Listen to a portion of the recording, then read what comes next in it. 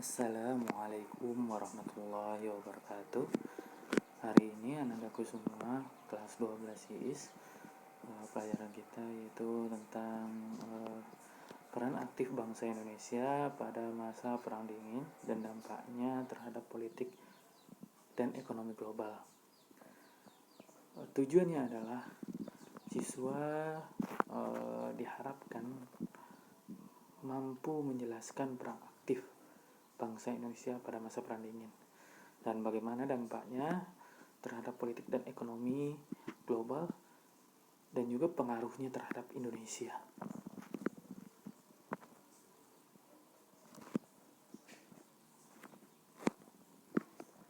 Perang Dingin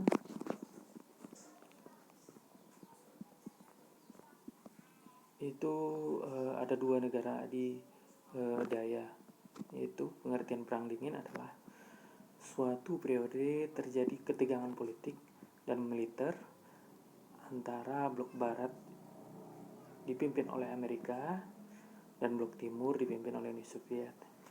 Istilah Perang Dingin digunakan karena kedua belah pihak tidak pernah terlibat dalam aksi militer secara langsung.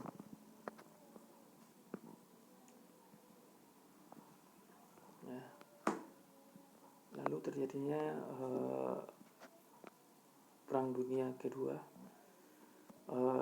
Diawali dengan Perang Dunia Kedua, terjadilah Perang Dingin. Perang Dingin seperti kita lihat ada blok barat, yaitu bendera Amerika Serikat, yaitu sistemnya liberalisme dan kapitalisme, dan blok timur yaitu Eropa atau Rusia, Uni Soviet, ya, itu komunisme. Sebab Perang Dingin munculnya ideologi, ya. Di Amerika atau blok barat ideologinya adalah pemilihan umum, lalu demokratis, individualis, paling kaya di dunia, asasi manusia, kebebasan pers. Sedangkan di Uni Soviet tidak ada pemilihan umum, autokratis atau kediktatoran, itu komunis. Setiap orang membantu setiap orang. Basis ekonominya lemah, masyarakat dikontrol oleh polisi rahasia. Lalu yang terakhir, sensor total terhadap pers.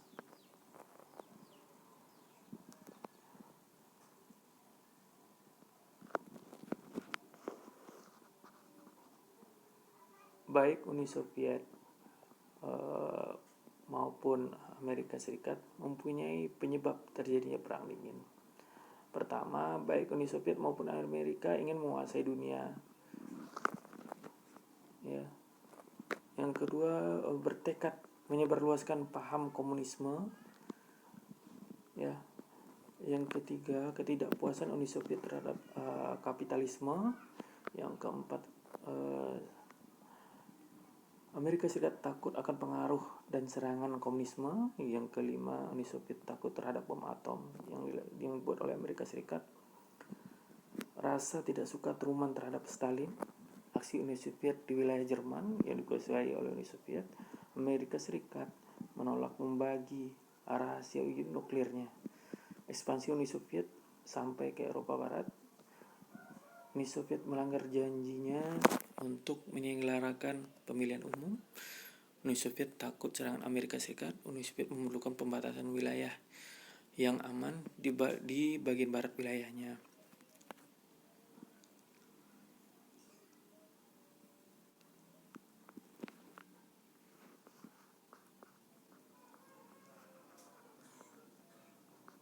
Ya, bisa dilihat Perang Dingin pertama, yaitu ada semacam kebijakan ekonomi. Kalau versus Amerika itu Marshall Plan, kalau versusnya Uni Soviet itu adalah Molotov Plan. Ya. Bisa kita lihat Marshall Plan adalah janji bantuan ekonomi bagi setiap negara Eropa termasuk Uni Soviet yang bersedia berpartisipasi membangun kembali perekonomian Jerman. Molotov Plan itu memberi bantuan ekonomi terhadap setiap negara blok timur ya, dan negara-negara satelit Uni Soviet, agar negara satelit Uni Soviet tersebut tidak menerima bantuan Marshall Plan dan tetap berada di bawah naungan pengaruh Uni Soviet.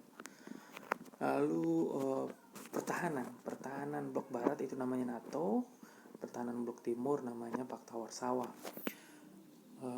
Bisa kita lihat NATO itu Pakta Pertahanan Atlantik Utara yang beranggotakan negara-negara Eropa Barat, ya, yang didirikan pada tahun 1949, sedangkan Pakta Warsawa suatu aliansi yang berjanji bantuan timbal balik dari blok timur yang didirikan pada tahun 1955.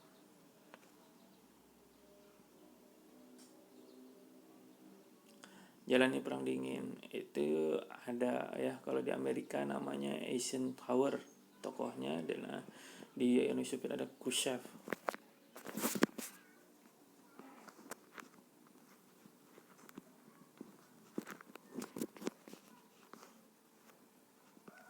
Bertekad mengurangi sepertiga dari pengeluaran militer sambil terus berjuang dalam perang dingin secara efektif. Itu menurut Eisenhower. Kalau menurut Khrushchev, memiliki atau memilih untuk hidup berdampingan secara damai dengan Barat karena yakin bahwa tanpa perang pun kapitalisme akan hancur sendirinya, kata Khrushchev.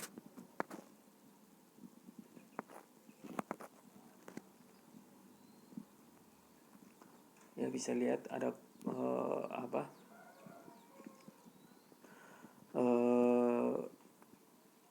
konflik Berlin, ya, sesuai dengan digambar. Ada konflik Tiongkok, ada perang Korea, ada perlombaan teknologi, ya, ada krisis Kuba. Perang Korea seperti itu, ya. Perang Korea ini adalah konflik antara Korea Utara dan Korea Selatan, ya. Lalu ada perlombaan teknologi, ya, yaitu seperti kayak perlombaan senjata, ya. Ada krisis Kuba, dan ada seperti Apollo pertama kali mendarat di bulan, ya. Apollo 1 sampai Apollo 11 kalau nggak salah, itu perlombaan teknologi, ya, antara Amerika Serikat dengan Uni Soviet. Lalu disusul oleh Cina setelah itu.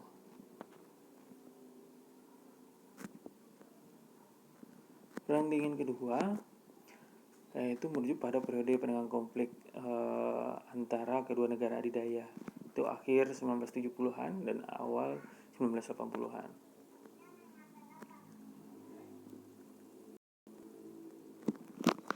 Bisa kita lihat perang dingin kedua ini ditandai dengan peningkatan dukungan pemerintah negara dunia ketiga melawan pemberontakan internal. Dari segi militer, peningkatan ketegangan terlihat dipasangnya rudal balistik, ya, RSD-10 Pioneer milik Soviet yang mengarah ke Eropa Barat. NATO memutuskan untuk memasang rudal jelajah dengan MGM-31 basing di Eropa yang ditempatkan hanya berjarak tempuh 10 menit di Moskow.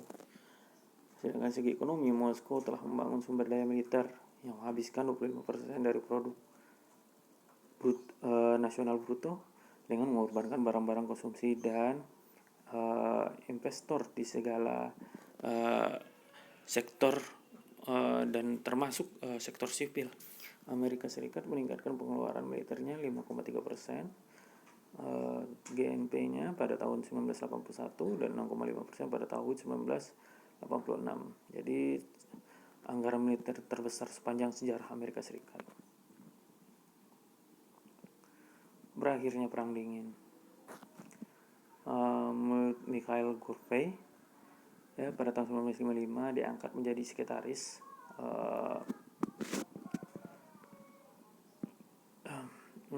Jenderal Partai Komunis, dan kondisi perekonomian Soviet yang menurun tajam. Yang kedua, mengeluarkan kebijakan yang disebut perestroika dan glasnost. Pada tahun 3 Desember 1989, konferensi tingkat tinggi Malta, Gorbachev dan George Bush resmi menyatakan bahwa perang dingin sudah berakhir Tahun kemudian, dua negara tersebut bermitra. Perang Teluk melawan Irak Uni Soviet secara resmi dibubarkan pada tanggal 25 Desember 1991.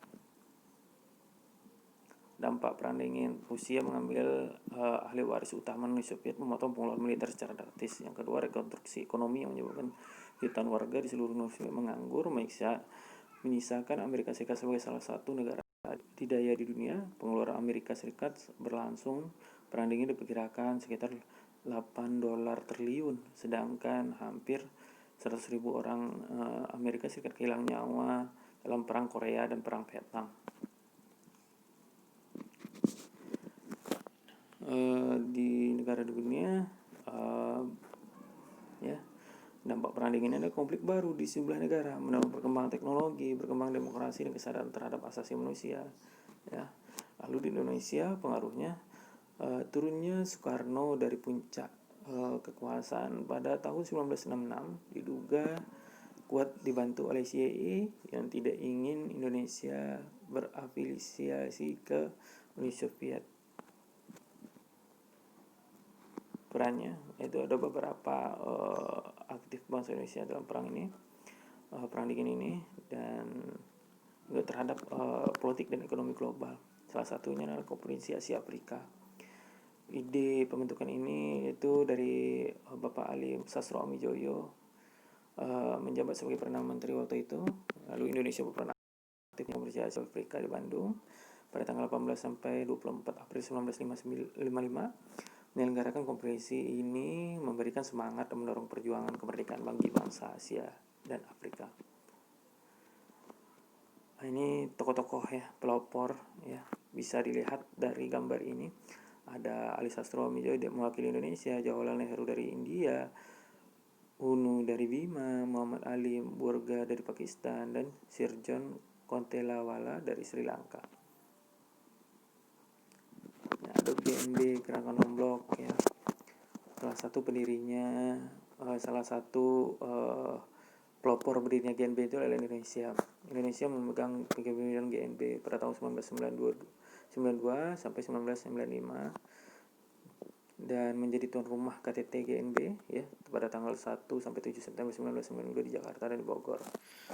Lewat Jakarta Mesek, Indonesia berhasil memfokuskan kerjasama pada pembangunan ekonomi dan menghidupkan kembali dialog selatan. Ya. Indonesia turut andil dalam menyelenggarakan berbagai konflik regional, antara lain Kamboja, gerakan separatis Moro di Filipina, sengketa di Laut Tiongkok Selatan. Bisa dilihat dari gambar tersebut ya, antar kerjasama antara Indonesia, India, Ghana, ya, dan termasuk Yugoslavia. Oki inilah organisasi konferensi Islam ya. Indonesia juga memfasilitasi upaya menyelesaikan konflik antara pemerintah Filipina dengan Moro National Liberation Front dan mengacu kepada Final Peace Agreement, perjanjian ini 1996 memberantas ekstremisasi, kekerasan dan terorisme. Indonesia telah memberikan dukungan bagi pendirinya negara Palestina yang merdeka dan berdaulat dengan Yerusalem sebagai ibu kotanya. Berkaitan dengan isu Islamofobia, pemerintah Indonesia menekankan mengenai perlunya mengajak pihak Barat dan perlu menciptakan politik dialogis lintas agama dan kebudayaan yang konstruktif. ASEAN ya, Indonesia termasuk salah satu yang negara memperkasai konferensi tingkat tinggi KTT. Sekretaris Jenderal ASEAN itu adalah HR Darsono. Jakarta Meeting ya.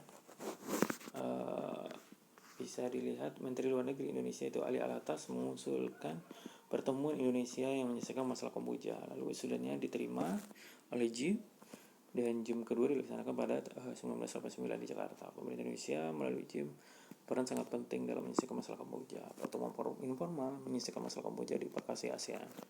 Khususnya pemerintah Indonesia berhasil mengendalikan dampak perang saudara Kamboja. Baik, hanya ini yang bisa Bapak sampaikan untuk kali ini. Kurang lebih mohon maaf. Wabillahi taufiq hidayah. Assalamualaikum warahmatullahi wabarakatuh.